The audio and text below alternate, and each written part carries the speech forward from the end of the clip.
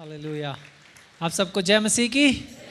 आइए अपनी बाइबलों को, इस कलाम को हम पहला सामुएल नबी एक किताब है उसकी ओर खोलें। कहाँ पर है मुझे नहीं पता, आप लोग मुझे बताइए ढूंढकर, नए नियम में है कि पुराने नियम में है। गुड। तो आइए the book of first Samuel, पहला सामुएल, उसका पहला अध्याय पर आज की सुबह मैं अपने मनन को आपके लिए रखना चाहता हूँ। और कई बार आप में से सोचेंगे मेरे बेटे का नाम भी मनन है तो मनन को कैसे रखेंगे, तो कुछ के दिमाग उस डायरेक्शन में भी जाएंगे। तो हम लोग बार बार ये शब्द सुन रहे थे अभी आज की सुबह, बार बार प्रार्थना करिए केसेस के लिए, अधिवक्ताओं के लिए, बच्चों के लिए, माँ बाप के लिए, टीचर्स के लिए, कलीसिया के लिए प्रार्थना, राइट? प्रार्थना करते रहिए। तो आज की सुबह मैं आपसे बातचीत करना चाहता हूँ एक शीर्षक के, एक टॉपिक के विषय में। उसका शीर्षक है द पावर ऑफ प्रेयर, प्रार्थना का सामर्थ्य या प्रार्थना की शक्ति। ठीक है। और मैं चाहता हूँ इस एक वचन का भाग है, आप हम लोग एक साथ अगर पढ़ सके। मैं पहला सामुएल पहला अध्याय में ही है और पहले अध्याय को मैं पूरा पढ़ना चाहता हूँ, इसलिए ताकि मैं इसे आप कोई पढ़े या कोई एक और पढ़े, मैं पूरी कहानी को आपको संक्षेप में लाना चाहता हूँ। तो पहला Samuel, can we have it also on the screen if possible. पहला सामुएल पहला अध्याय।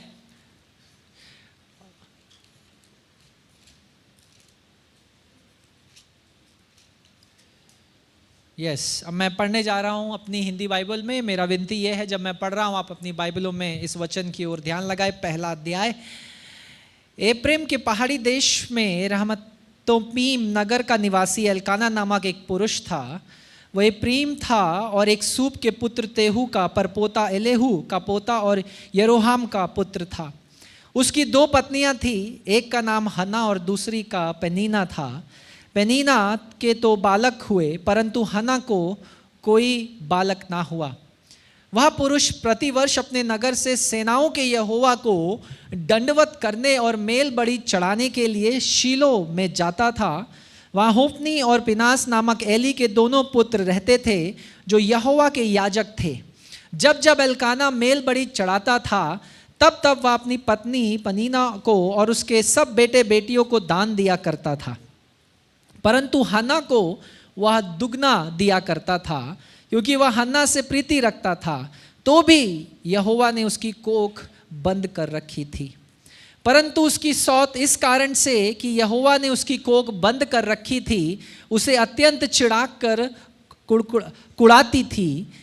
वह तो प्रतिवर्ष ऐसे ही करता था और जब हन्ना यहोवा के भवन में जाती थी तब पनीना उसको चिढ़ाती थी, इसलिए वह रोती और खाना ना खाती थी। इसलिए उसके पति एल्काना ने उससे कहा, हे हन्ना, तू क्यों रोती है और खाना क्यों नहीं खाती, और तेरा मन क्यों उदास है? क्या तेरे लिए मैं 10 बेटों से भी अच्छा नहीं? अभी तक मैं पहले 8 वचन को आपका ध्यान खींचना चाहता हूँ इस कहानी की ओर। अच्छा, मैं इसे कहानी नहीं कहूँगा क्योंकि कहानियाँ सच्ची झूठी भी हो सकती हैं। ये एक हिंदी में अगर नैरेटिव को ट्रांसलेट करें, एक व्याख्यान है, यानी एक सच्ची वास्तविक घटना है जिसकी व्याख्या लिखी गई है एक नैरेटिव के रूप में।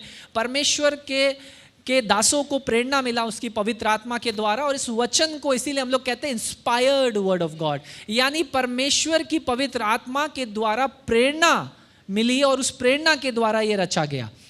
तो ये जो व्याख्यान यहाँ पर लिखा गया, वास्तविक घटना, वास्तविक कहानी, यहाँ पर हम लोग एक व्यक्ति के नाम को देख रहे हैं, एल्काना, और उसकी 2 पत्नियों को। और एक पत्नी उसमें से ऐसी है कि जिसके पास कोई पुत्र नहीं, कोई बच्चा नहीं, कोई संतान नहीं। और आज की सुबह हमारी कलीसिया में भी कई सारी ऐसी माएँ थी जिनकी एक गवाही है कि खुदा हमारे पास तो कुछ नहीं था लेकिन आपने हमारे कोख को खोला और हमें संतान का सुख दिया। हालेलुया। और मैं अगर हाथ उठाने के लिए कहूँगा, मैं जानता हूँ माएँ हैं यहाँ पर, लेकिन मैं आपका ध्यान इस कहानी की ओर खींचना चाह रहा हूँ। क्यों? क्योंकि आज की सुबह मैं बात करना चाह रहा हूँ, बार बार ये शब्द हम सुनते रहते हैं, प्रार्थना। प्रार्थना, और गीत भी है ना एक, प्रार्थना करो निरंतर, प्रार्थना करो विश्वास से। लेकिन ये गाना बड़ा आसान है, प्रार्थना करो निरंतर। कितने लोग निरंतर प्रार्थना करते रहते हैं? निरंतर का मतलब है लौ लगाकर, यानी उसके जब तब तक पीछा नहीं छोड़ना जब तक मिल ना जाए। याकूब ने कहा, प्रभु जब तक तू मुझे आशीष नहीं देगा मैं छोड़ूंगा नहीं। यानी उसका ये कहना था, तू जाना चाहता है तो जा और मुझे भी साथ ले चल, लेकिन जब तक मेरी प्रार्थना का तू उत्तर नहीं देगा, आशीष नहीं देगा, मैं तुझे छोड़ूंगा नहीं। राइट? हम में से कितने इस प्रकार से प्रार्थना करते हैं? कई बार जब हम प्रार्थना कर रहे होते हैं ना, तो हमारा स्वभाव क्या होता है कि मैं परमेश्वर की इच्छा को बदल दूंगा। यानी मैं चाहता हूं परमेश्वर का हाथ मेरे अनुसार काम करे। राइट? हम प्रार्थना उपवास क्यों कर रहे हैं? क्योंकि ऐसी परिस्थिति में है और हम चाहते हैं प्रभु इस परिस्थिति को तू मेरे अनुसार बदल दे। लेकिन प्रार्थना और उपवास इसलिए नहीं है। प्रार्थना उपवास परमेश्वर की इच्छा को नहीं बदलता, लेकिन हमें बदलता है, ताकि हम अपने आप को परमेश्वर के उद्देश्य और उसकी इच्छा अनुसार ढाल लें। समझ में आया आपको? तो आप ये मत सोचिए, मैं ऐसा कभी नहीं सोचना चाहिए कि कितनी भी मैं अद्भुत अच्छी उपवास प्रार्थना कर लूं, 21 दिन 40 दिन मैं परमेश्वर के हाथ को घुमा लूंगा और अपनी मर्जी उससे करवा लूंगा। ये नहीं संभव है। ये कोई लड़का नहीं है क्लास का जिसका हाथ घुमाकर आप जो बोलेंगे और करवा लेंगे, या कोई मनुष्य नहीं है। राइट? तो प्रार्थना क्या करती है? आपके स्वभाव को, आपके चरित्र को, आपके उद्देश्य को, आपके लक्ष्य को, आपकी इच्छा को परमेश्वर की इच्छा अनुसार, उसके उद्देश्य अनुसार ढालती है। आप परमेश्वर को नहीं बदल सकते, ना आपकी प्रार्थनाएं, क्योंकि वो सिद्ध है और उसकी योजनाएं हमारे जीवन में क्या है? भलाई की है, हानि की नहीं है। कई बार आपको खुद नहीं पता आप जो प्रार्थना कर रहे हैं वो हानि के लिए। Right? The way we are praying, some of our prayers are wrong prayers. हमारी कुछ प्रार्थनाएं जो हम कर रहे हैं सालों से वो गलत है, या उसका तरीका गलत है, उसका स्वभाव गलत है। और आज की सुबह मैं चाहता हूं हम अपनी प्रार्थनाओं को बदलें, हम अपनी प्रार्थनाओं को बदलें। कई बार यहाँ से पास्टर सैमी ने भी, वरिष्ठ पासवान ने भी, आज भी हमारी जद्दोजहद उन्हीं 3 चीज़ों के लिए हमारी प्रार्थना है। किसके लिए? अगर आपके पास नौकरी है तो नौकरी के लिए, अगर बिजनेस है तो बिजनेस के लिए, ठीक है, पैसा, कपड़ा, मकान, खाना भी है उसमें, पैसा होगा तो खाना भी खरीद पाएंगे। राइट? उसी 3 चीज़ों के लिए हमारी जद्दोजहद है। तो प्रार्थना भी उसी की, हमारा एक परचून की लिस्ट होती है। हम लोग जब प्रार्थना में बैठते हैं तो क्या होता है? हम प्रार्थना करने बैठे हैं, खुदा मुझे आशीष कर, मेरे बच्चों को आशीष कर, और थोड़ा समय मिला तो कलीसिया के कुछ लोगों के लिए प्रार्थना कर लिया, वरना वो लिस्ट है सामने, ये चाहिए, ये चाहिए, ये चाहिए, ये चाहिए। जैसे आप ग्रोसरी स्टोर में जाते हैं और वो परचून वाले से कहते, भैया जी मैं थोड़ी देर में आता हूँ, ये सामान निकाल के रखना। परमेश्वर से आप क्या कह रहे हैं? प्रभु मैं प्रार्थना कर रहा हूँ, ये सामान निकाल देना मेरे लिए। लेकिन आपको ये नहीं समझ में आ रहा, जब आप अपनी लिस्ट को परमेश्वर के सामने रख रहे हैं, परमेश्वर क्या चाहता है? उसके पास आपके लिए एक लिस्ट है। वो चाहता है, फॉर एग्जाम्पल, महेन, इससे पहले कि तू अपनी लिस्ट मेरे सामने लाए, मेरे लिए तेरे पास एक लिस्ट है, ये और ये मैं चाहता हूं तू कर। और जब ये तू कर लेगा बाकी सब कुछ हो जाएगा। बाइबल में क्या लिखा है? पहले परमेश्वर के राज्य और उसकी धार्मिकता की खोज कर, बाकी सब चीजें तेरे पीछे पीछे आएंगी। आजकल हम क्या कर रहे हैं? हम चीजों के पीछे भाग रहे हैं, और इसीलिए परमेश्वर भी हमारे पीछे, भाई रुक जा, मेरे पीछे भाग, ये तेरे पीछे हो लेंगी। हालेलुया। हमारी समस्या, प्रार्थनाओं को बदलना पड़ेगा। कई बार प्रार्थना करना भी मुश्किल होता है। राइट? कई बार आप, अगर मुझे कई बार कठिनाई हुई प्रार्थना करने में, कई बार शब्द नहीं मिलते, कुछ ऐसे तनाव से, ऐसी चुनौतियों से होकर निकल रहा होता हूं, शब्द नहीं मिलते। कई बार उस परिस्थिति में हमारा एक्सक्यूज क्या होता है कि शब्द नहीं मिले तो मैंने प्रार्थना नहीं करी।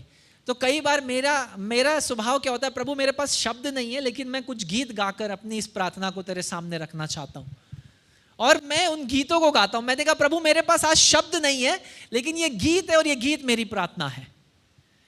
और मैं इस गीत के जरिए अपने दिल को तेरे सामने बयां करना चाहता हूं।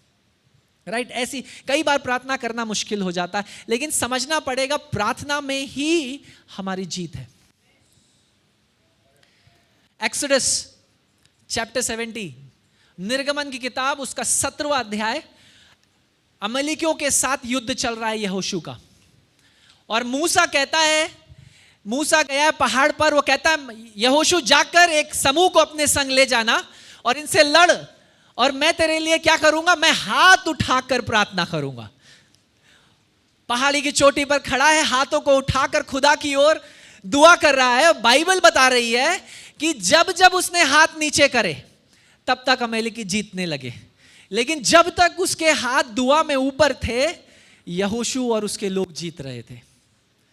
कई बार मुझे और आपको अपनी प्रार्थनाओं का उत्तर दिख नहीं रहा है तो हम लोग हाथ नीचे कर लेते हैं। हाथ नीचे करने का क्या मतलब है, हार मान लिया, खुदा अब नहीं होगा ये, राइट, प्रार्थना करना बंद। लेकिन यहां पर एक अलग ही पिक्चर चल रही है। वो ऊपर बैठा है और कह रहा है खुदा मेरे लिए पत्थर ला। उसके हाथ फाइनली पत्थर के ऊपर रखने पड़े, क्योंकि वो हाथ खड़े रखने में उसको दिक्कत हो रही थी। लेकिन ये वचन में लिखा है जब तक उसके हाथ परमेश्वर की ओर प्रार्थना में लगे थे, यहोशू और उसके लोग नीचे लड़ाई को जीत रहे थे। संसार कहता है कि जीवन की लड़ाइयों को जीतने के लिए तुम और शारीरिक रूप से, आर्थिक रूप से शक्तिशाली बन जाओ, लेकिन बाइबल का सिद्धांत है घुटनों पर आ जाओ, हाथों को परमेश्वर के सामने उठा लो, सारी लड़ाइयां जीत जाओगे। हम आज भी कई लड़ाइयों को लड़ रहे हैं और जीत नहीं पा रहे हैं, क्योंकि आज भी हम अपना बल, अपनी समझ, अपनी शक्ति, अपना ज्ञान और अपना प्रभाव उसमें लगाने की कोशिश कर रहे हैं। मैं प्रोत्साहित करूंगा, हार मानकर घुटनों पर आ जाइए और कहिए खुदा आई सरेंडर, मैं हार मानता हूं, अब मैं नहीं लेकिन तू लड़। और बाइबल में लिखा है कि कुछ का विश्वास रथों पर है, कुछ का विश्वास घोड़ों पर है, लेकिन हमारा विश्वास तो जिंदा यहोवा पर है जो हमारी लड़ाइयों को लड़ता है। हालेलुया। मेरे प्रियो, ये परमेश्वर कुछ अलग क्यों है? आपने कभी नोटिस किया हमारा परमेश्वर कुछ अलग क्यों है? क्योंकि ये ऐसा परमेश्वर है जो आपका व्यक्तिगत परमेश्वर बन जाता है। ये कहीं स्वर्ग में सिंहासन में बैठा हुआ नहीं है, कहीं दूर। ये जब आप प्रार्थना कर रहे हैं आपके कमरे में आता है और उसकी उपस्थिति उस कमरे को भर देती है। जब आप तनाव में, मुश्किलों में, चुनौतियों में, बीमारियों में पड़े होते हैं और डॉक्टर्स कहते हैं अब कोई आशा नहीं है, अचानक से वो आता है और हाथ रखकर आपको चंगा कर देता है। राइट, ये परमेश्वर हमारे संग चलने वाला परमेश्वर है, हमसे बातचीत करने वाला परमेश्वर है। हालेलुया। लेकिन क्या हम इसके साथ चल रहे हैं? क्या हम इससे बातचीत कर रहे हैं प्रार्थना में? यह भी मायने रखता है। इसमें लिखा है, पहले भाग में लिखा है कि हन्ना मंदिर में जाती थी, उसका पति मंदिर में जाता था और वो बलि चढ़ा रहे हैं, आराधना कर रहे हैं परमेश्वर की। कैसी परिस्थिति में? जब एक पत्नी के पास तो संतानें हैं लेकिन हन्ना के पास कोई संतान नहीं है। ऐसी परिस्थिति में जब परमेश्वर आपको सब कुछ दे तब उसकी आराधना करना बड़ा आसान है, राइट? लेकिन जब कुछ ना दे तो तब आप उसकी आराधना कर पाएंगे? यहां पर लिखा है हन्ना हर साल अपने पति के संग जाकर परमेश्वर की आराधना करती थी। जब ये लिखा है बाइबल में कि उसकी कोख परमेश्वर ने बंद कर रखी थी, खोली नहीं, लेकिन फिर भी वो हर साल जाकर परमेश्वर की आराधना करती थी, परमेश्वर से प्रार्थना करती थी, परमेश्वर पर विश्वास करती थी। राइट? जब सब कुछ है तब आराधना करना, तब विश्वास करना, तब प्रार्थना करना, तब उसके नाम को ऊंचा उठाना बड़ा आसान है। लेकिन जब कुछ नहीं है, जब प्रार्थनाओं का उत्तर नहीं मिलता, साल दर साल आप लगे हुए हैं, कुछ दिख नहीं रहा है, प्रभु कुछ आंखों से दिख नहीं रहा, कुछ हो नहीं रहा है, लगता है सब टूट सा गया, सब बिखर सा गया, अचानक से प्रार्थना बंद हो जाती है। लेकिन मैं आपको प्रोत्साहित करना चाहता हूं आज की सुबह, जब आप नहीं देख पा रहे हैं, जब आप नहीं सुन पा रहे हैं, जब आप नहीं महसूस कर पा रहे हैं, तब भी परमेश्वर काम कर रहा है। एक अद्भुत गीत है वे मेकर, अंग्रेजी में उसको हमने हिंदी का भी अनुवाद है, जिसमें एक पंक्ति इस प्रकार है, जब प्रभु मुझे नहीं दिखता, मुझे महसूस नहीं होता, मैं सुन नहीं पाता, मैं फिर भी विश्वास करता हूं तू काम कर रहा है। विश्वास उन अनदेखी बातों का प्रतीक है जो हम शारीरिक आंखों से नहीं देख सकते, लेकिन आत्मिक आंखों से हाँ और आमीन में पूरा हो चुका है। हालेलुया। हम में से कई को नहीं, हम सबको आत्मिक आंखें खोलने की जरूरत है। हम शारीरिक आंखों और कानों से जी रहे हैं, वही देखना चाहते हैं जो आंखें दिखा रही हैं, लेकिन विश्वास की आंखें तो कुछ और कहना चाहती हैं। हन्ना हर साल प्रार्थना करने जा रही है। कब, किस परिस्थिति में? जब उसके पास कुछ नहीं है। उसकी सौत बाइबल में लिखा है, उसको चिढ़ा रही है जानबूझकर। जब लोग आपको जानबूझकर परेशान करते हैं, जानबूझकर छेड़ते हैं, जानबूझकर आपका ठट्टा उड़ाया जाता है, मजाक उड़ाया जाता है, आपके कार्यस्थलों में हो सकता है आपको बिजनेस नहीं दिया जाता क्योंकि आप एक ईसाई हैं, आप एक मसीह हैं, या हो सकता है जानबूझकर आपको सताया जाता है क्योंकि आप एक विश्वासी हैं। आपका स्वभाव कैसा है मायने रखता है खुदा के लिए। इसमें लिखा है जब वो उसका ठट्टा उड़ा रही है तो पलट कर जवाब नहीं, वो लिखा है रोकर बिना खाना खाए परमेश्वर से प्रार्थना कर रही है, क्योंकि उसे पता है प्रभु मैं इससे लड़ना नहीं चाहती। कई बार हम लड़ना शुरू कर देते हैं, right? many times we fight our own battle, we want to fight our own battles। कई बार हम अपनी लड़ाइयों को खुद लड़ना चाहते हैं, कई बार हम अपने बच्चों को खुद बदलना चाहते हैं, राइट? संभव नहीं है जितने माँ बाप यहाँ पर हैं, लेकिन मैं आपको बता दूं प्रार्थना में सामर्थ्य है। माँ बाप की जो आंसुओं की जो प्रार्थना है ना, वो कभी व्यर्थ नहीं जाती है। जितने एक्सपीरियंस्ड माँ बाप यहाँ पर हैं, मैं उतना एक्सपीरियंस नहीं हूँ, मेरा बेटा 4 साल, लेकिन जो एक्सपीरियंस माँ बाप मैं जब कह रहा हूँ, जिनके बच्चे बड़े हो चुके हैं, शादी कर चुके हैं, या उस उम्र तक पहुंचे, आप इस बात की गवाही दे सकते हो। आपको पता है उन आंसुओं को बहाकर जब आपने प्रार्थना करी है, तब नहीं दिखा उसका उत्तर, लेकिन आज आप गवाही दे सकते हो। तो प्रार्थना के लिए ना, प्रार्थना कोई एफडी नहीं है, आपने एफडी करी और रिटर्न आया तुरंत नेक्स्ट ईयर। प्रार्थना एफडी नहीं है कि आप प्रार्थना कर रहे हैं प्रभु मुझे रिटर्न चाहिए। It's an investment. ये एक इन्वेस्टमेंट है जो साल दर साल आप कर रहे हो, ये विश्वास करते हुए कि रिजल्ट तो आएगा। विश्वास की आंखों से प्रभु जब आएगा तब तेरी महिमा होगी। हालेलुया। जितना बड़ा आपका इंतजार, आई ऑलवेज लाइक टू से दिस, जितना बड़ा आपका इंतजार उतनी बड़ी महिमा। जितना बड़ा आपका प्रार्थना में लिखा है ना व्याकुल होना, जितना प्रार्थना में लौ लगाकर निरंतर प्रार्थना करना, उतना बड़ा छुटकारा परमेश्वर तैयार कर रहा है। लेकिन क्या मैं और आप एक ऐसे प्रार्थना के स्वभाव को बनाए? उसमें लिखा है वो जानबूझकर चिढ़ाती थी। आज का जो हमारा माहौल है, कुछ ऐसा ही वातावरण बन गया। जानबूझकर हमें सताया जाता है, जानबूझकर आपका मजाक बनाया जाता है, जानबूझकर हो सकता है आपको काम ना दिया जाए, जानबूझकर हो सकता है आपका लोग मजाक बनाते हैं आपके पीठ पीछे, और आपको पता है लोग आपके सामने कुछ और पीठ पीछे कुछ और। आपको क्या करना है? प्रार्थना करना मत रोकिए, हाथों को उठा कर रखिए। हालेलुया। उन परिवार के लोगों के लिए प्रार्थना करते रहिए जो विश्वास में नहीं है। मुझे खुद 12 साल होने जा रहा है प्रार्थना करते करते। क्या मैं हार मान गया? मैं बिल्कुल हार नहीं माना हूं, क्योंकि मुझे पता है जितना मेरा लंबा पीरियड ये प्रार्थना में जा रहा है, उतना ही बड़ा छुटकारा, उतना ही बड़ा उद्धार परमेश्वर तैयार कर रहा है। हालेलुया। तो हार मत मानिए, काम कर रहा है प्रभु। जो आपने मुलर साहब की कहानी सुनी होगी, बहुत फेमस व्यक्ति जॉर्ज मुलर। 5 दोस्तों के लिए वो प्रार्थना कर रहे थे। अपने कॉलेज डेज से उनको 5 अच्छे दोस्त मिले, लेकिन वो विश्वास में नहीं थे। 5 दोस्तों के लिए वो प्रार्थना किए। अगले 1 साल में एक दोस्त विश्वास में आ गया, दूसरा दोस्त अगले 4 साल में विश्वास आ गया, और उनके मरने के बाद जो आखिरी दोस्त था वो भी विश्वास में आ गया। उनकी प्रार्थना व्यर्थ नहीं हुई। आपकी प्रार्थनाएं व्यर्थ नहीं हो रही हैं। आपकी प्रार्थनाओं को आप इन्वेस्ट कर रहे हो उन बच्चों के जीवन में। कलीसियाई तरीके से जब आप प्रार्थना करें, आप एक इन्वेस्टमेंट कर रहे हो। रिटर्न का काम आपका नहीं है, वो प्रभु देखेगा। हालेलुया। बोना, क्या लिखा है? पौलुस क्या कहता है 1 कुरिन्थियों में? किसी ने बोया, किसी ने लगाया, किसी ने पानी डाला, लेकिन बढ़ाने वाला वही परमेश्वर है। हालेलुया। आपका काम है प्रार्थना में विश्वास को बोते रहिए। खुदा हम विश्वास करते रहेंगे और तू काम करेगा। हालेलुया। और मैं आपको बताऊं, ऐसे लोगों के लिए जिनको आपको लगता है आप बिल्कुल इनका कुछ नहीं हो सकता, ऐसे लोगों के जीवन में पहले काम होगा। समझ रहे हैं आप? जो लगता है बड़े कठिन है, बड़े मुश्किल हैं, ऐसे लोगों के जीवन में पहले काम होगा। क्योंकि मैं खुद उनमें से एक हूं। अगर मेरी पत्नी से आप पूछेंगे तो वो आपको बताएंगी कि इसके जीवन में कभी काम नहीं हो सकता था।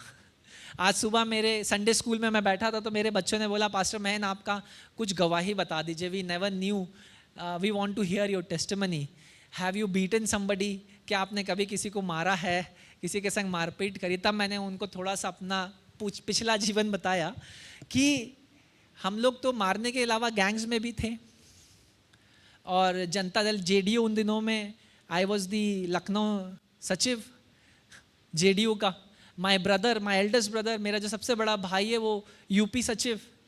सो हम लोगों ने गैंग्स के, हमने बहुत खून खराबा किया। लेकिन there came a time in my life when I had to sit on my knees. एक समय ऐसा आया जब मैं घुटनों पर बैठा और खुदा से कहा कि अगर तू सच में परमेश्वर है तो मुझसे बात कर।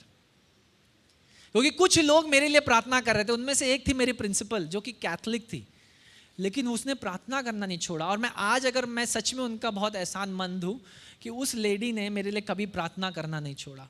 उसको पता था कि मेरे स्कूल में सबसे बेकार लड़का अगर कोई होगा, लड़ाई करने वाला, मेरी ना सुनने वाला, तो यही होगा, सबसे नालायक। लेकिन उन्होंने मेरे लिए प्रार्थना करना नहीं छोड़ा। और आज अगर मैं उनकी प्रार्थनाओं का रिजल्ट मानता हूँ अपने, क्योंकि उन्होंने साल दर साल 14-15 साल लगातार मेरे लिए प्रार्थना किया। और जब मैं विश्वास में आया, मैं उनके पास गया उनसे मिलने के लिए, she was the first lady, पहले सबसे खुश होकर उन्होंने मुझे गले लगाया। What are you doing? मैंने बोला ना, I am a pastor sister. So she was the happiest lady on the planet. समझ रहे हैं आप? प्रार्थनाएं व्यर्थ नहीं जाती हैं। कोई एक दूसरी लेडी कहीं और मेरे लिए प्रार्थना करे, मुझे नहीं पता, है ना। अचानक से रात में खुदा आपको उठाएगा, कहेगा पास्टर मथाई के लिए प्रार्थना करो। हमें भी नहीं पता क्यों बता रहा है पवित्र आत्मा, लेकिन हम करेंगे। क्यों? क्योंकि खुदा ने कहा है। अचानक से, आपके लिए नहीं बोल रहा हूं, हमारे साथ ऐसा होता है। अचानक से खुदा 2 बजे सुबह उठा देगा, इस बच्चे के लिए प्रार्थना करो, और हम टूट जाएंगे। मैं और मेरी पत्नी 2 बजे सुबह बैठे हैं, प्रार्थना कर रहे हैं, डिस्कस कर रहे हैं कैसे हैंडल करें इस पर्टिकुलर केस को। प्रार्थना व्यर्थ नहीं हो रही है। ये जो बच्चों को आपने आज सुबह यहाँ देखा है ना, ये सबसे बड़ा इन्वेस्टमेंट है। आज जाकर इनको जो मेडल्स मिले हैं ना, सेलिब्रेट करिए इनके साथ, celebrate every achievement they make. वो 40% भी जो आ रहा है ना, उसको भी सेलिब्रेट करिए, क्योंकि उस 40% का भी वो परमेश्वर है। मैं ये नहीं इनकरेज कर रहा हूँ कि बच्चे 40% लाए, डोंट, मुझे गलत मत समझिए, लेकिन मैं कह रहा हूँ कई बार परिस्थितियाँ ऐसी होंगी कि बच्चों के मार्क्स कम भी आएंगे, लेकिन उनको डिस्करेज मत करिए। और मैं धन्यवाद देता हूँ आप सब माँ बाप का कि आपने अपना परिश्रम व्यर्थ नहीं किया। वो स्कूल में फर्स्ट आए ना आए, कलीसिया में और आत्मिक जीवन में फर्स्ट आना चाहिए। हालेलुया। इसीलिए जितने बच्चे हैं संडे स्कूल की ओर से, मैं भी एक टीचर हूँ, पास्टर भी हूँ, लेकिन मैं एक शिक्षक भी हूँ, तो मेरा विनती है बच्चों को ज़रूर आप यूथ मीटिंग्स में और सभाओं में भेजिए, क्योंकि उनके जीवन बदल जाएंगे। आप किसी बच्चे से पूछिए उसने कब व्यक्तिगत रीति से परमेश्वर को जाना और ग्रहण किया, वो कहेगा किसी एक यूथ कैंप में। आपकी अपनी ये गवाही होगी जो यहाँ बैठे होंगे, किसी चर्च सर्विस में नहीं हुआ ये, लेकिन एक संडे स्कूल की एक प्रार्थना के दौरान प्रभु ने मुझे छुआ और मुझे बदल दिया। एक यूथ कैंप में पास्टर मेरे लिए प्रार्थना कर रहे थे। मेरे पास बच्चे हैं ऐसे कि पास्टर मुझे 7 साल से मैं पोर्नोग्राफी का एडिक्ट था, लेकिन जब आपका टीम ने मेरे लिए दुआ किया, अचानक से प्रभु ने मेरे जीवन में उस आदत को दूर कर दिया। प्रभु ऐसे काम करता है। संडे स्कूल को हल्के में मत लीजिए, ये कल का चर्च है, कल की कलीसिया, इसके लिए प्रार्थना करिए। जवानों की सेवाओं को आप हल्के में, हम लोग, मैं जानता आप लोग नहीं लेते क्योंकि आप इन्वेस्ट करते हैं बच्चों के जीवन में, लेकिन और प्रार्थना करिए क्योंकि ये कल की कलीसिया है। जब लोग आपका मजाक उड़ाते हैं, ठट्टा बनाते हैं, आपके विरुद्ध परिस्थितियां आप कैसे करते हैं, क्या स्वभाव है प्रार्थना का, मायने ये रखता है कि उन परिस्थितियों में भी हम परमेश्वर की आराधना करना ना छोड़ें, क्योंकि लड़ाई मेरी नहीं, आपकी नहीं, यहोवा की है। हालेलुया। 4 बातों को मैं बताना चाहता हूं इस प्रार्थना, पावर ऑफ प्रेयर, यानी प्रार्थना की शक्ति में 4 बातें। पहली चीज, जब मैं और आप किसी परिस्थिति, किसी बात के लिए प्रार्थना कर रहे हैं तो हमारा स्वभाव कैसा है, द पोस्चर इन प्रेयर। कई बार हम शनिवार को प्रार्थना करने के लिए बुला रहे हैं, हम बड़े हल्की रीति से रहते हैं। पोस्चर इन प्रेयर, हमारा जो स्वभाव है, हमारा जो एटीट्यूड है प्रार्थना में, वो दर्शाता है कि मैं प्रभु के निकट कैसे आ रहा हूं। मैं क्या कैजुअली आ रहा हूं कि खुदा ठीक है, दुआ कर ली 2 मिनट वॉच देख करके, या मैं बैठ जाता हूं घुटनों पर रोकर और कहता हूं खुदा जब तक तू नहीं करेगा तब तक ये नहीं होगा। मैं आपको बता रहा हूँ, हमारी अपनी सेवा में, यूथ मिनिस्ट्रीज में ऐसे कई सारी परिस्थितियाँ रही, ऐसे कई सारे बच्चे रहे जिनके लिए हमने बहुत कोशिश की अपने बल से, लेकिन कुछ नहीं हुआ। लेकिन पता है आपको, एक दिन रात अचानक से हमने क्या कहा, हमने कहा आज से हम तुम्हें आज़ाद छोड़ते हैं। मैंने कहा उस बच्चे से, मैंने कहा आज से तुम्हें आज़ाद छोड़ा, आज से मैं घुटनों पर आकर दुआ करूँगा। अगले ही साल उलटफेर हो गया। अगले ही साल उस बच्चे के जीवन में, मैं नाम नहीं लूंगा, लेकिन गवाही अद्भुत है। जो बच्चा सुसाइड करने जा रहा था, उसने बोला भैया अचानक से मैंने खुदा से दुआ किया और खुदा ने मेरे दिल को भर दिया, मुझे तोड़ा, और मैं आज अगर मैं कलीसिया आता हूं तो ये खुदा है। हालेलुया। ये कब हुआ? जब मैंने इस बात को पहचाना, खुदा मेरे स्किल्स, मेरे टैलेंट, मेरा एजुकेशन ये सब नहीं कर सकता, मेरी काउंसलिंग स्किल्स ये सब नहीं कर सकती, लेकिन एक बार अगर मैं घुटने पर आ जाऊं तो ये हो जाएगा। हालेलुया। आपका पोस्चर कैसा है प्रार्थना में? हन्ना का पोस्चर क्या था? बाइबल में लिखा है वो बिलक बिलक कर, रो रो कर, व्याकुल मन से परमेश्वर के सम्मुख आती थी। हम में से कितने प्रार्थना में रोते हैं? कितने लोग रोते हैं प्रार्थना में? जिनके मन व्याकुल होते हैं ना, टूट जाते हैं, जिनको कोई और रास्ता नहीं दिखाई देता। मैं आपको बताऊं मैं कब रोया सबसे ज्यादा? जब मेरा बेटा, आपको पता है उसकी गवाही, मेरी वाइफ के पेट में था। हम लोग सबसे ज्यादा बहुत रोए दुआ में। हर सुबह खाना खाते समय मेरी आंख से आंसू निकल रहे हैं और मैं दुआ कर रहा हूँ। जो माँ बाप है आप समझ सकते हैं क्यों? क्योंकि डॉक्टर्स ने बोला भाई लड़का पैदा होगा तो पागल पैदा होगा, और हमने डॉक्टर से बोला ये आपकी रिपोर्ट है, आप रखिए, हम ऊपर से रिपोर्ट ले लेंगे। लेकिन विश्वास तो था, लेकिन प्रार्थना कर रहे थे, लेकिन हर दिन रोकर, बिलक बिलक कर, टूटे मन से परमेश्वर से प्रार्थना कर रहे थे। हन्ना कह रही है स्वभाव मायने रखता है मेरे प्रियो, स्वभाव मायने रखता है। कैसे आप प्रार्थना, कुछ परिस्थितियां इसलिए नहीं बदल रही हैं क्योंकि हमारा प्रार्थना में स्वभाव सही नहीं है। We are coming to God with casual attitude. हम परमेश्वर के संग जो है ना हल्की रीति से प्रार्थना करने, समय देखते हैं क्लॉक में, अच्छा 9 बज गया है। मेरे को समझ में आता है हम लोग टाइम काम करने वाले लोग हैं। पहली सदी की कलीसिया खाली नहीं बैठी थी, वहां भी बहुत लोग काम करने वाले थे। और प्रेतों के कार्य में लिखा है हर दिन प्रेतों से सीखने में, प्रार्थना में, आराधना में और रोटी तोड़ने में वो मिलते थे अलग अलग घरों में। मैं किसी से कह रहा था कि ये जो पहला सदी का जो हमारा पैटर्न है ना न्यू टेस्टामेंट चर्च का, ये वापस आना चाहिए। हर घर में हर दिन दुआ मिलने, हर दिन रोटी तोड़ना, और देखिए लखनऊ शहर बदल जाएगा।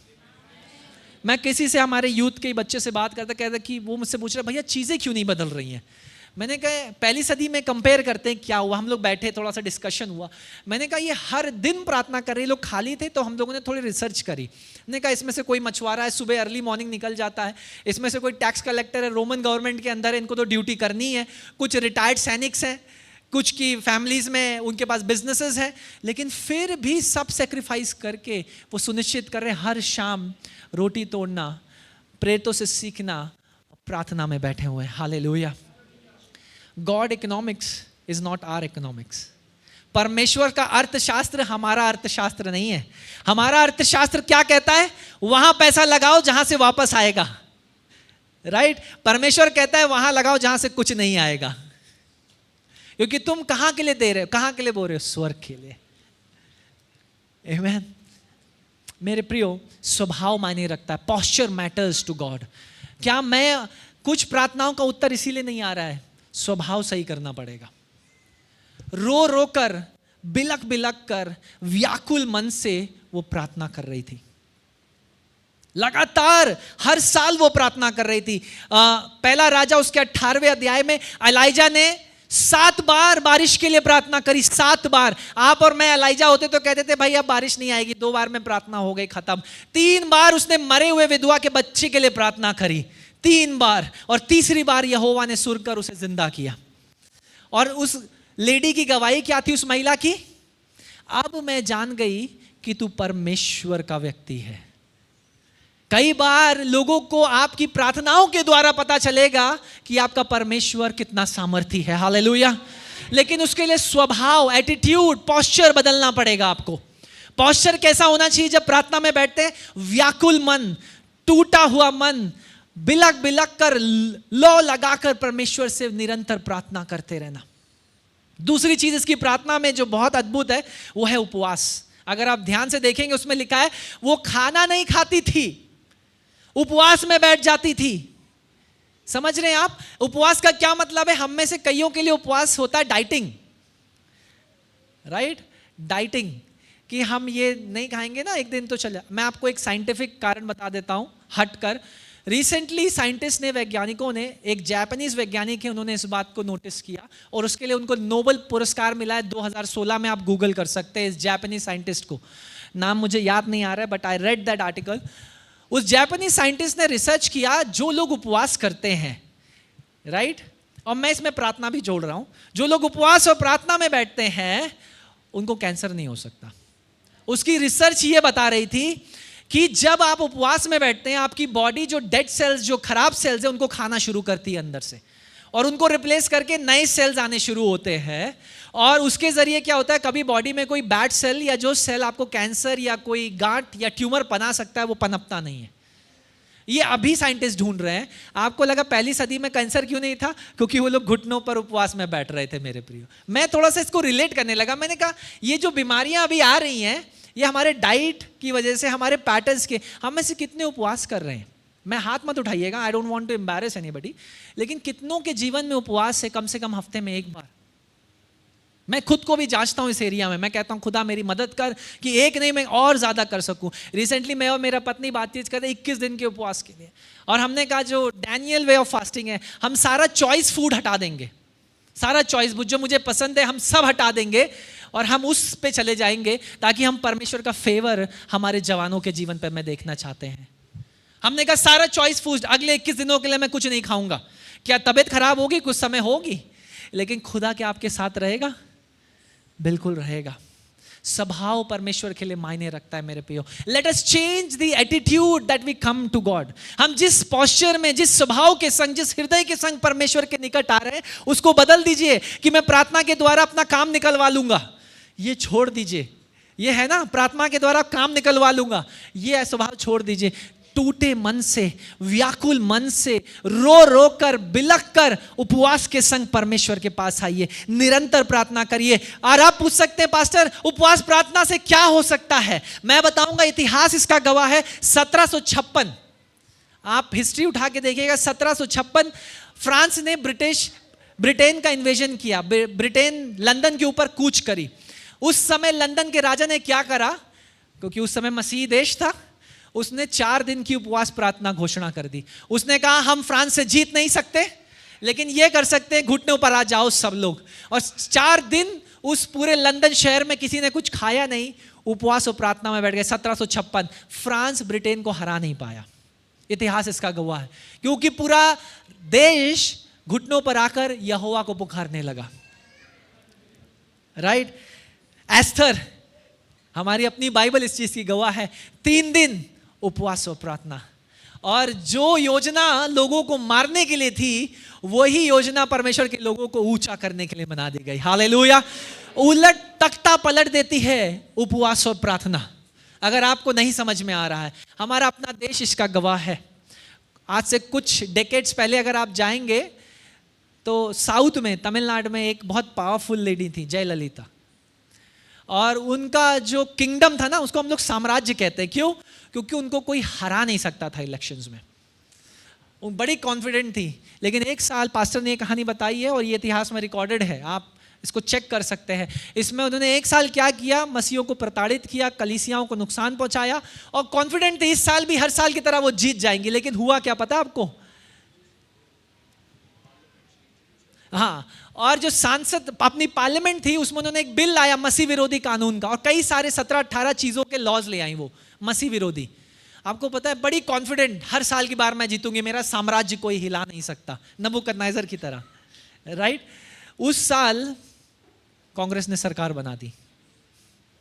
आप देख लीजिए उठा करके, बौखला गई वो बौखला गई कि मुझे, मेरा साम्राज्य किसने छीन लिया मुझसे।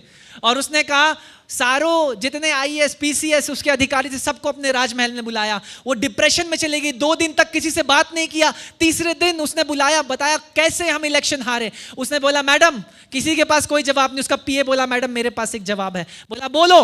उसने बोला आपने 17 कानून मसीह विरोधी लाए, मसीहों को सताया, और तब इन मसीहों ने आकर घुटनों पर आपके विरुद्ध प्रार्थना करी सरकार हटाने के लिए, तख्ता पलट दिया इन्होंने आपका। उपवास और प्रार्थना में बैठ गए थे। सरकारें पलट देती है उपवास और प्रार्थना। और जो मुझे ऑनलाइन सुन रहे ये भी इतिहास को चेक कर सकते हैं, ये मैं नहीं कह रहा हूं, ये इतिहास गवाह है कि प्रार्थना में कितना सामर्थ्य है। जब सच्चे मन से, टूटे दिल से, व्याकुल होकर हम प्रार्थना करेंगे। हालेलुया। स्वभाव मायने रखता है। Let us change our attitude in prayer, let us come to God with fasting. आने थे हम उपवास के संग प्रार्थना करें, लेकिन उपवास डाइटिंग ना बन जाए कि उपवास तो किया है लेकिन मन में चल रहा है मेरे खाने का विचार कि कब 5 बजे और मैं उपवास तोड़ लूं, कब 8 बजे और मैं उपवास। ऐसा उपवास करने की जरूरत नहीं, मत करिए। आप 1 मील का कर लीजिए, लेकिन उस 1, 2, 3 घंटे में आप सच्चे मन से खुदा के सामने बैठ जाइए। डोंट बिगिन, ऐसे मत सोचिएगा यहां से बड़ा प्रोत्साहित होकर मैं 21 दिन का एक साथ कर लूं। नहीं, begin with 1 meal a day. Lunch को ब्रेक कर दीजिए, उस लंच के 1 घंटे में आप खुदा के संग घुटनों पर आ जाइए। आपके ऑफिस रूम्स, आपके कॉलेज रूम्स, आपके कार्यस्थल, देखिएगा परमेश्वर की अद्भुत महिमा वहां पर आ जाएगी। हालेलुया। 1 घंटे आपको जो 1 घंटा लंच का मिलता है ना, उपवास कर दीजिए। कहिए खुदा आज मैं आता हूं तेरे सामने खाना हटाकर, अब मैं ये समझता हूं कि मेरी आत्मिक भूख उससे ज्यादा जरूरी है। हालेलुया। स्वभाव मायने रखता है। दूसरी चीज उसकी प्रार्थना में, और जब आप इस प्रकार की प्रार्थना करते हैं टूटे मन से, व्याकुल मन से, रो रो कर ना, कुछ लोग ऐसे होंगे जो आपके ऊपर आरोप लगाएंगे। हन्ना के साथ क्या हुआ? एली कह रहा था लगता है ये पिया है, इसने शराब वराब पी ली है, क्योंकि इतना उसके अंदर एंग्विश, इतना दर्द, इतनी पीड़ा दिख रही थी कि उसको पागलपन दिखाई दे रहा था कि ऐसे पागल की तरह कौन प्रार्थना करता है यार, इसने पक्का शराब पी होगी। ऐसे पागल, मैं कहता हूं किसी को नशा करना हो तो उपवास और प्रार्थना का नशा कर ले। राइट। दूसरी चीज, जब आपका स्वभाव प्रार्थना में सही हो जाएगा, let us change the purpose of our prayers. हमारी प्रार्थनाओं का उद्देश्य क्या है? हमारी प्रार्थनाओं का उद्देश्य, इसकी प्रार्थना का उद्देश्य क्या था? टूट कर, रो रो कर, बिलक कर, उपवास के संग क्या प्रार्थना कर रही थी? खुदा अगर तू मुझे एक संतान देगा तो मैं क्या करूंगी? मैं उसे रख लूंगी नहीं, मैं पलट कर तुझे वापस दूंगी कि वो तेरी सेवा कर सके। स्पेसिफिक प्रार्थना, लड़का या लड़की नहीं। वो क्या ऐसी प्रार्थना नहीं करी कि खुदा जो भी तू देगा। उसने कहा खुदा तू मुझे एक बेटा दे और उस बेटे को मैं एक नाज़राइट घोषित करती हूं अभी से, विश्वास की आंखों से, उसके सर पर कभी छुरा नहीं चलेगा और मैं उसे तेरे मंदिर में सेवा के लिए दे दूंगी। जो कुछ हम प्रभु के हाथों में सौंपते हैं ना, उसे आप कभी खो नहीं सकते। करके देखिए, अपने बिजनेस को खुदा के हाथों में सौंप दीजिए, अपनी नौकरी को खुदा के हाथों में सौंप दीजिए, अपने बच्चों को, अपने परिवार को खुदा के हाथों में, कभी उनको खोएंगे नहीं आप। मार्टिन लूथर, प्रोटेस्टेंट रिफॉर्मर, क्रांतिकारी, इस प्रकार कहता है, जो कुछ मैंने अपने हाथों में रखा वो मैंने खो दिया, लेकिन जो कुछ मैंने खुदा के हाथों में रखा वो सच में मैंने पाया है। हालेलुया। और इसीलिए तो बाइबल कहती है एक मनुष्य के लिए क्या ही लाभ की बात है वो सारा संसार जीत ले, सारा पैसा जीत ले, सारी वाहवाही ले ले, लेकिन अपनी आत्मा खो दे। मेरे प्रियो, मेरा तो ये कहना है हम अच्छा ही है यहाँ गरीब मर जाएं, इसकी वजह स्वर्ग में धनवान पाए जाएंगे। हालेलुया। बट मैं ये नहीं कह रहा हूं wealth is bad, but the Bible says the love for money is bad. पैसा बुरा नहीं है, पैसा तो खुदा ने बनाया, जरूरतों के लिए है, लेकिन उसके पीछे जब लालच काम करने लगती है, होर्डिंग, जमाखोरी एक शब्द है। सेविंग इज नॉट बैड, बचाना बुरा नहीं है, जमाखोरी, इसका मतलब क्या है? हमारे आसपास इतनी नीड्स हैं, उनको इग्नोर करके भी मैं जमाखोरी कर रहा हूं। राइट। पर्पस ऑफ प्रेयर, हमारी प्रार्थनाओं का उद्देश्य क्या है? खुदा क्या तू मुझे दे ताकि मैं बढ़ूं, या खुदा तू मुझे दे ताकि मैं और दूसरों को बढ़ा सकूं? यह हमारी प्रार्थनाओं का उद्देश्य है। प्रार्थनाओं का उद्देश्य बदलना होगा, तब प्रार्थनाओं का उत्तर आएगा। खुदा मुझे चंगा कर, क्यों? ताकि मैं फिर से वही कर सकूं जो कर रहा था, वही जीवन बिता सकूं। खुदा मुझे चंगा कर ताकि मैं तेरी चंगाई की गवाही दुनिया को बता सकूं और कह सकूं कि आज भी तू चंगा करता है, तू जीवन देता है और जीवनों को बदलता है। हालेलुया। कुछ लोगों को शर्म आती है ये कहने में मैं मसीह हूं लोगों के सामने। कुछ लोगों को पब्लिक फोरम में प्रार्थना करने में, कि मान लीजिए आप कहीं डोमिनोज में बैठे, रेस्टोरेंट में बैठे, दुआ करें, तो वो लोग सर नीचे, कैसे दुआ करें, हेजिटेट। अरे वही तो समय है दुआ करने का। और वो ऐसे करते दुआ, पास्टर साहब ने सही बताया, ऐसे दुआ करते हैं मेन्यू मुंह में लगाकर। अरे व्हाई आर यू अफ्रेड? अगर आपको पता आपका खुदा जिंदा है, मुझे पता है हमारा खुदा जिंदा है, दूसरों को भी पता चलना चाहिए कि ये खुदा जिंदा है। हालेलुया। तो शर्म की क्या बात है?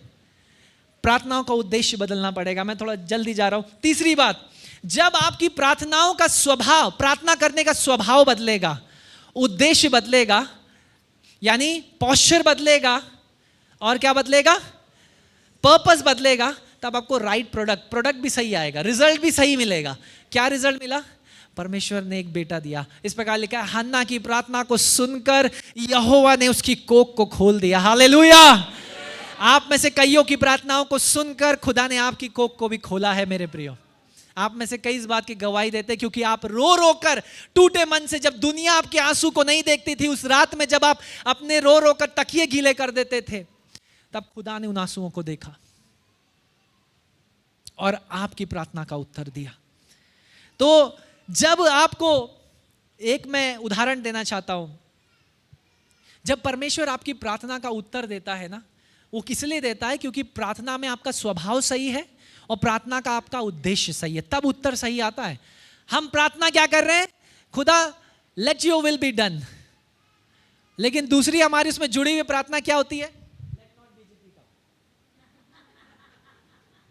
तो ये गलत हो गया प्रार्थना। जब हम कह रहे हैं प्रभु तेरी मर्जी आ जाए, तो ये नहीं मायने रखता साइरस गद्दी पर आ जाए या नबूकदनेस्सर गद्दी पर आ जाए, राज्य तो यहोवा ही करेगा। हालेलुया। शासन कोई भी बना ले, सरकार कोई भी बनाए, लेकिन राज्य यहोवा करेगा। हालेलुया। और यही दानियेल की किताब में लिखा है कि आज भी मनुष्यों के राज में अगर कोई प्रभुता रखता है तो वो कौन है? यहोवा। हालेलुया।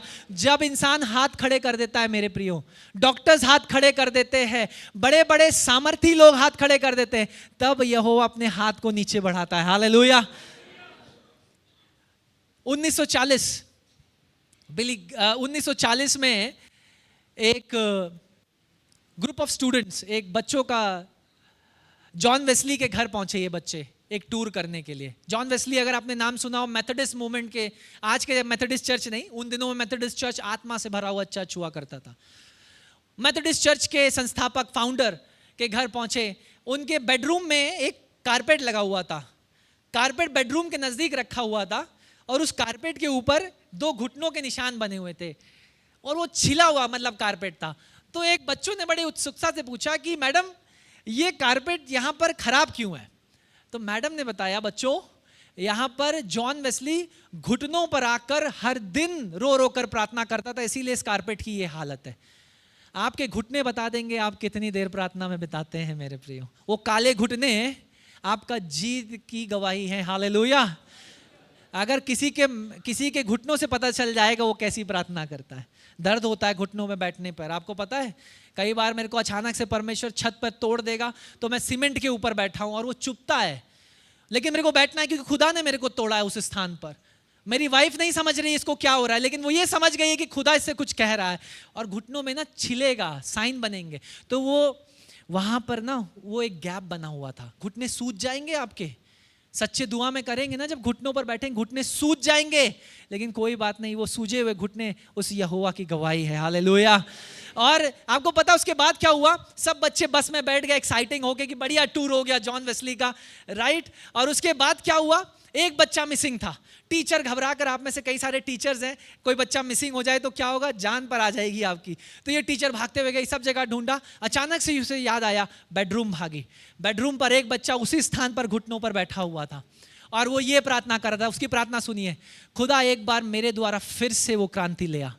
और वो था बिली ग्राहम।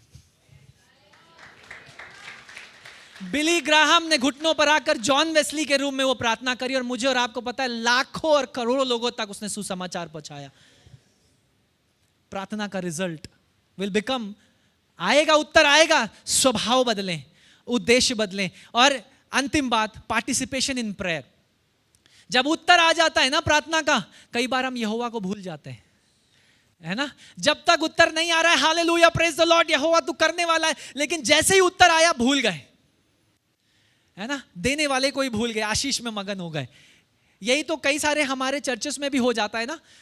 वो चंगा करता है, ठीक है, चंगाई मिली गायब, नौकरी मिली गायब, शादी हो गई गायब, हमें पता ही नहीं है कहाँ है। हम लोग पूछ रहे क्यों आए थे भाई, अरे बस चंगाई के लिए आए थे, वो हो गया।